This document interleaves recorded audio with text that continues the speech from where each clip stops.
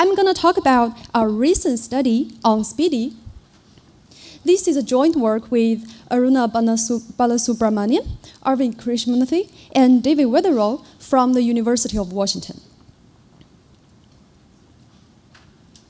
HTTP 1.1 has been around for a long time and is widely used by browsers to load web pages. As web pages became more complex, it was not as fast as desirable.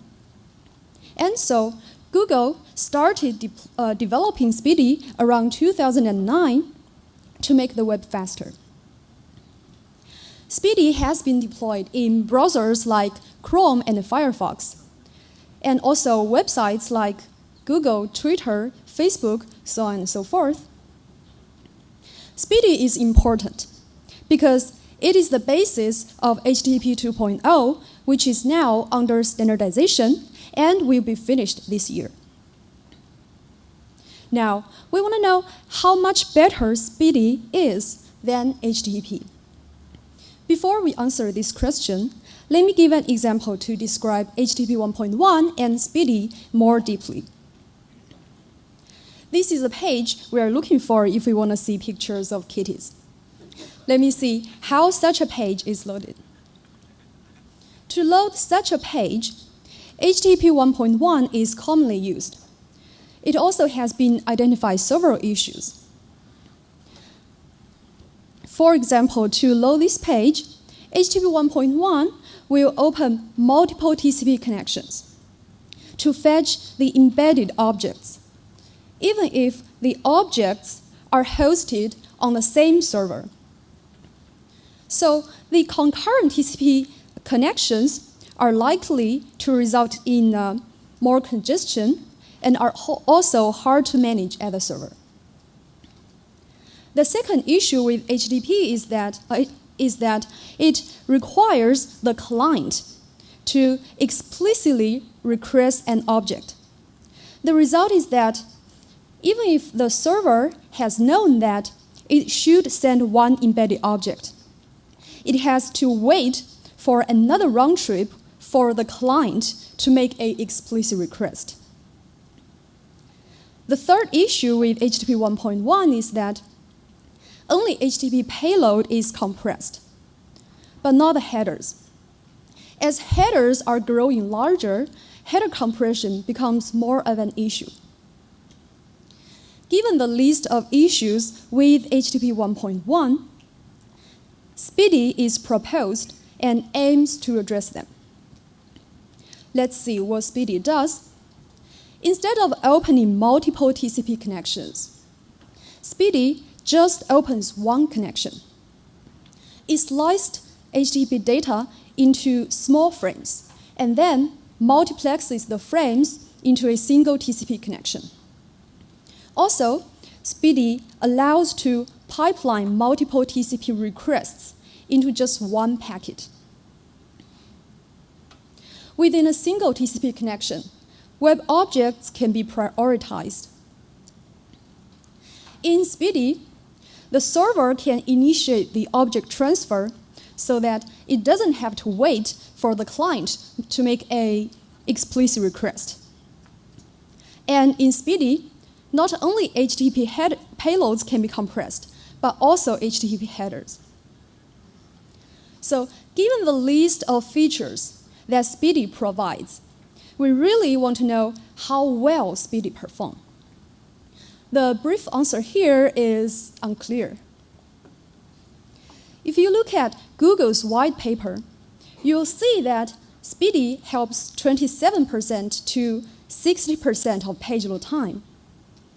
But if you look at other studies from other parties, you will find that Speedy sometimes helps and sometimes hurts. And in overall, Speedy helps less than 10%. The conflicting measurement result suggests that they may look at different web page workloads or different network characteristics. So our goal here is to conduct a systematic study of Speedy that extensively sweep the parameter space. And then we would like to link Speedy's performance to the underlying factors, and also identify the dominant factors for whether Speedy helps compared to HTTP. To achieve these goals, we identify 3 challenges. The first challenge is that we find there are many factors external to Speedy actually affect Speedy's performance. Our approach to address this is to isolate these factors and sweep the parameter space. In particular, we consider RTT, bandwidth, and packet loss rate. We also consider TCP initial congestion window and different web page effects. So we exhaustively sweep these parameters in all realistic ranges. The second challenge we found is that page load time has high variance. We extensively loaded the Twitter homepage for 1,000 times using both HTTP and Speedy. What we found is that the standard deviation of page load times is much larger than the difference of page load times between HTTP and Speedy. And this variability of page load times comes not only from the network, but also from computation because of, for example, garbage collection events in JavaScript execution. Here, our approach is to control the source of variability. We control the source of variability from network by experimenting in a controlled network. We control the source of variability in computation by using our emulator instead of real browsers. The third challenge is that there are dependencies between network and browser computation that can significantly affect page loads. When we ignore browsers, we would expect objects to be loaded at the same time, but when we consider browsers, objects are throttle loading due to dependencies and computation. So it's clear that page load times with and without considering browser effects are very different. And therefore, in our approach, we should preserve dependencies. Here is the outline of the rest of the talk. Here, I will focus on how we understand Speedy's performance. We will start with synthetic web pages, because this lets us exhaustively uncover scenarios under which Speedy helps or hurts. And then we will move on to more realistic but also more complex scenarios. Now, let's start with how Speedy performs with synthetic objects. This is the experimental setup. We extensively sweep the parameter space, that is, these 6 factors under these ranges. Specifically, we create synthetic objects that lets us uncover corner scenarios. We ignore browser effect here and make HTTP requests to all the objects inside one page at the same time. We measure page load time as the time between when we make the first HTTP request and when we receive the last object.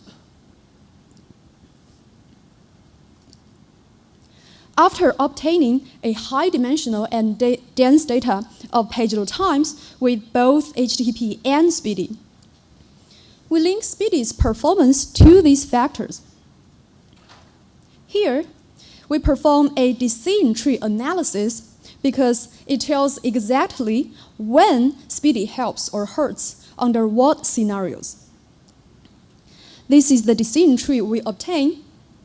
In the next few slides, I will highlight the branches under which Speedy helps or hurts. The first branch shows that Speedy helps on small objects. By small, we mean less than 1 TCP segment. The reason is that unlike in HTTP, a TCP segment in Speedy can carry multiple web objects. An example is that Speedy helps this page with 50 world flags. This is the page advertised by ModSpeedy, which is an Apache Speedy module. And ModSpeedy found that Speedy significantly helped this page without saying why. Here, we find that Speedy helps this page because it embeds many small web objects. Currently, many web pages batch up small icons into just one image, which is called CSS sprite. By using Speedy, we don't have to use CSS sprite anymore. The second branch shows that Speedy helps on large objects under low packet loss rate. The reason is that in HTTP, there are multiple connections that compete with each other. But in Speedy, there is just one connection, and therefore, less competitions. The result is that HTTP will produce more retransmissions than Speedy. This is why Speedy helps under these scenarios. The last branch shows that Speedy hurts on large objects under high packet loss rate. Let me show an example. Here, we have two objects to load. HTTP would open two connections, and Speedy would just open one connection. Let's see what will happen when there is a packet loss. When a packet is lost, in HTTP, only one of the connection would back off congestion window, but in Speedy, the whole connection would back off the congestion window. The result is that Speedy would back off congestion window more aggressively than HTTP. To demonstrate that the negative impact can be mitigated, we modify the Linux kernel to back off TCP congestion window less aggressively for Speedy. And we can find that this negative impact can be easily mitigated. Some other approaches, such as using error correction code, should also work here. So the last two branches we found together show that the most performance impact of Speedy comes from using a single TCP connection. Next, we're going to identify the dominant factors for how well Speedy performs compared to HTTP. We want to do this because there have been lots of explanations as to how Speedy can help or hurt, but we don't really know which of them are more effective. The way we identify the dominant factors is as the follows. We identify factors as more important if they are closer to the root of the decision tree. We identify factors as less important if they are closer to the leaves of the decision tree. This is what we found. We find that object size, number of objects, and packet loss rate more important than RTT, bandwidth, and TCP initial window. Let me give you an example. This graph shows page load time of Speedy divided by that of HTTP as we increase the number of objects. Clearly, there is a descending trend. But if we do the same to TCP initial window, it doesn't show a trend. This is because TCP initial window is a less strong indicator of Speedy's performance. Now, let me give you an example about how this can be applied. We have a hypothesis that is, Speedy could help stragglers. Here is how we derive this hypothesis. Here, we have a small object and a large object to load. After the small object finishes loading, the TCP connection of the large object in HTTP has to rebalance its communication. But Speedy doesn't have to do this, so Speedy can potentially help. However, in our experiments, we find that Speedy helps little for stragglers.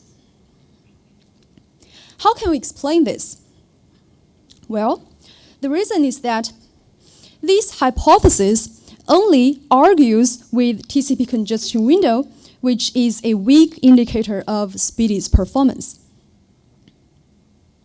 Okay, next, let's see how well Speedy performs with real objects. This is the experimental setup. We still sweep the parameter space.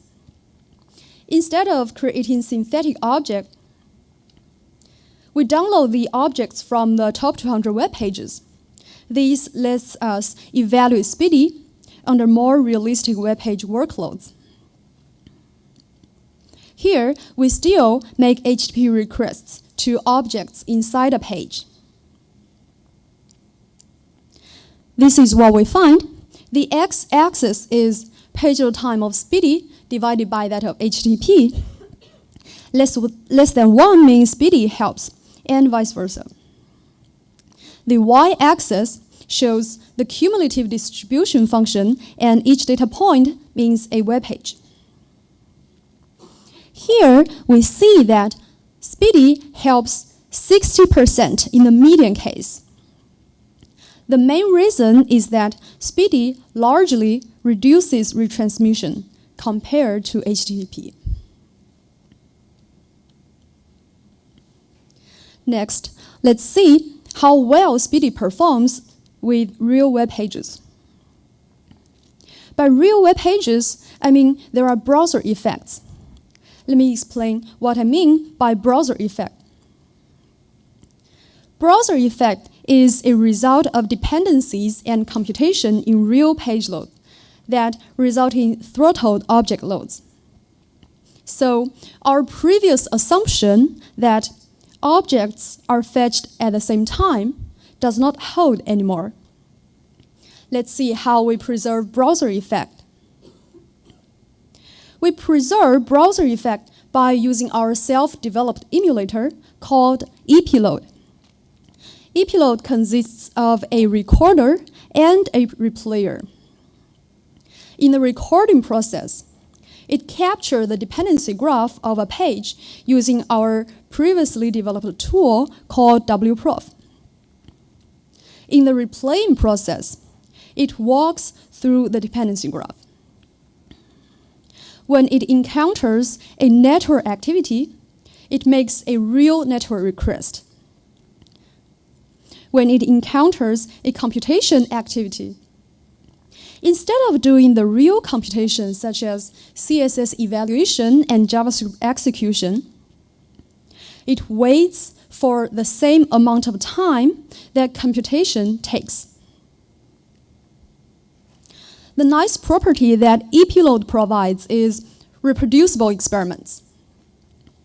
So with EPLOAD, instead of repeating experiments for thousands of times to reliably obtain how well Speedy performs, we can just repeat once or twice to obtain very reliable results. Here is the experimental setup in evaluating real pages. Instead of making HTTP requests, we emulate real page loads to the top 200 pages with EPLOAD.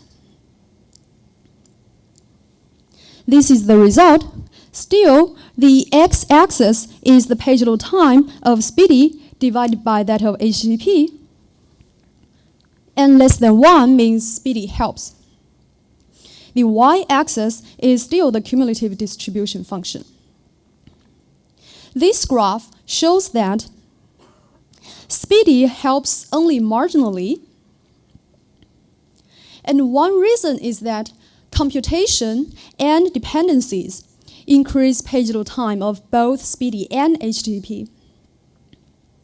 Another reason is that throttled object fetches result in fewer retransmissions in HTTP, so that Speedy helps less. By comparing this graph and the previous graph that ignores dependency and computation, we can see that dependencies and computations in real page loads reduce the impact of Speedy. We have also done other experiments. In particular, Speedy provides us interfaces to prioritize web objects or to do server push, but it doesn't have any standard on how to do it. So we designed and experimented with new Speedy server push policy, and we find that our new policy saves 10 to 30% of page load times, like mod Speedy, but we push 80% less data. We have also tested Speedy and HTTP over SSL. What we find is that using SSL, both Speedy and HTTP result in higher page load times, but will lead to the same conclusions we have for the no SSL scenarios. We have other experiments in the paper. If you are interested, go find more in the paper. To sum up, we experimented with Speedy page loads over a large parameter space. We find that most performance impact of Speedy comes from its single TCP connection. We also find that browser computation and dependencies in real pages reduce the impact of Speedy. And to further improve Speedy or page load, we need to restructure the page load process, such as using server push. And this is our website. We have open sourced our tool, EPLoad, as well as our data. The good thing about EPLoad is that it isolates network and computation of page loads, which means that if you want to do network experiments in the context of browsers, but you don't want to mess with browsers, you should try EPLoad. And our website also lets you change parameters and see how well Speedy performs compared to HTTP. And if you are interested in analyzing Speedy's performance, you are more than welcome to download our data. And thank you for your time. I will be happy to take questions.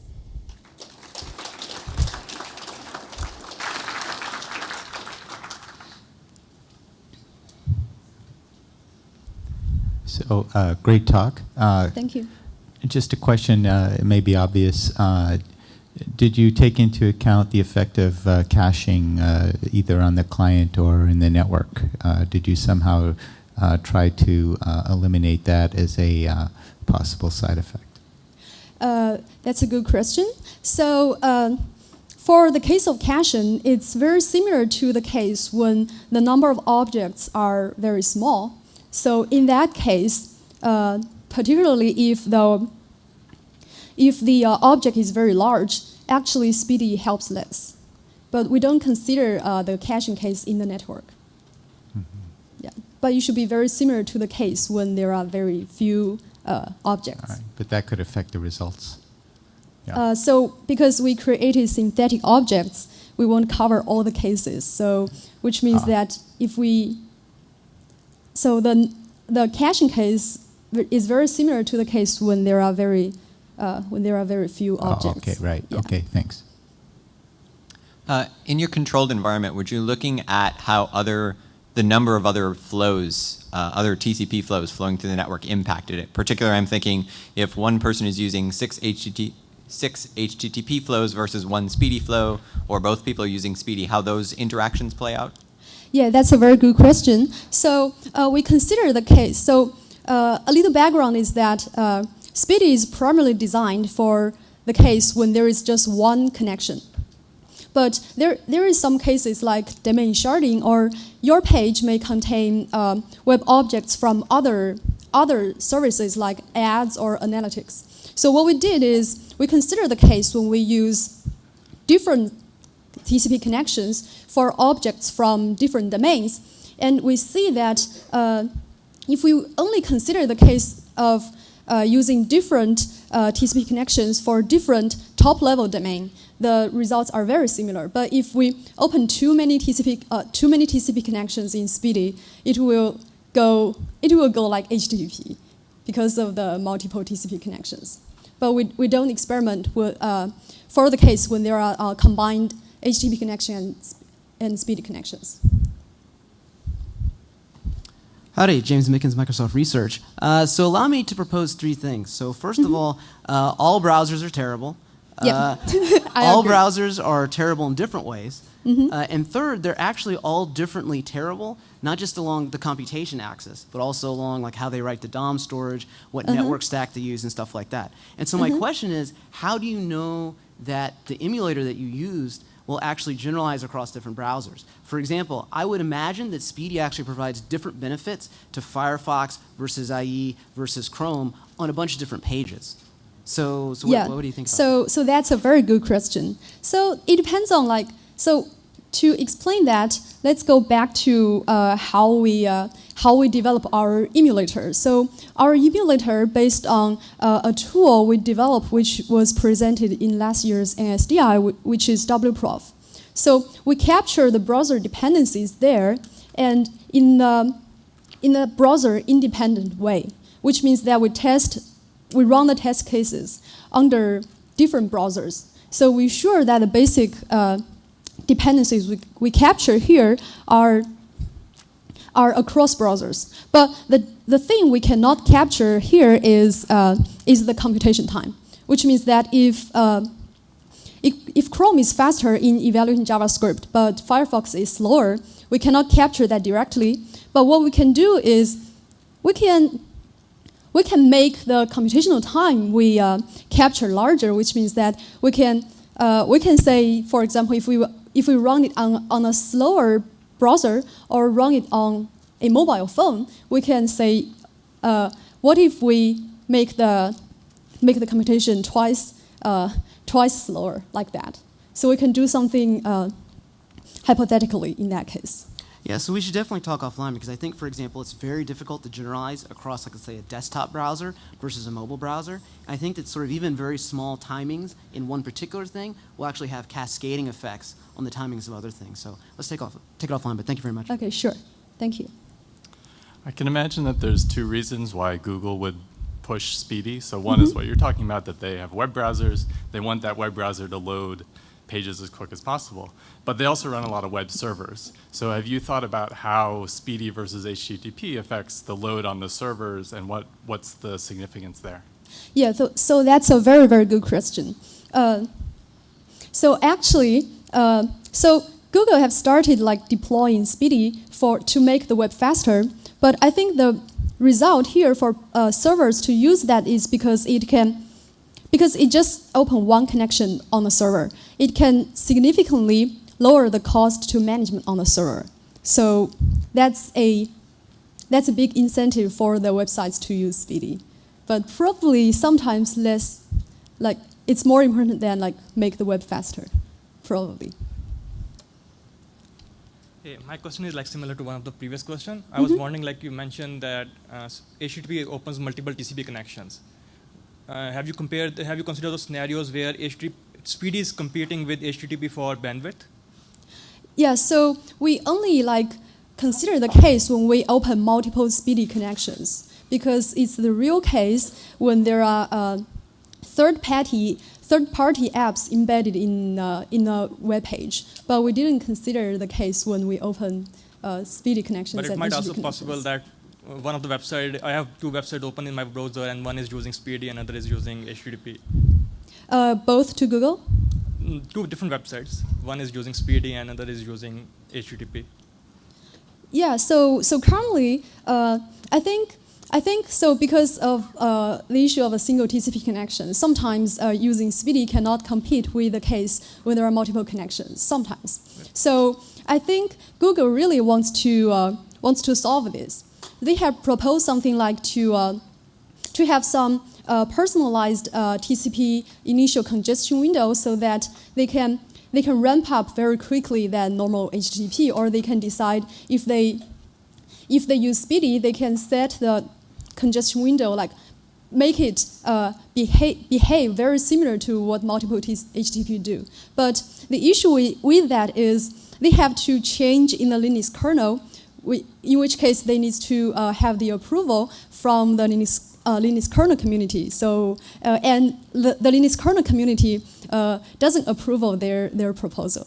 So they propose Quick, which is basically a user-level TCP stack, and they can do much more in there, and they have more flexibility. Thank you. All right, let's thank the speaker.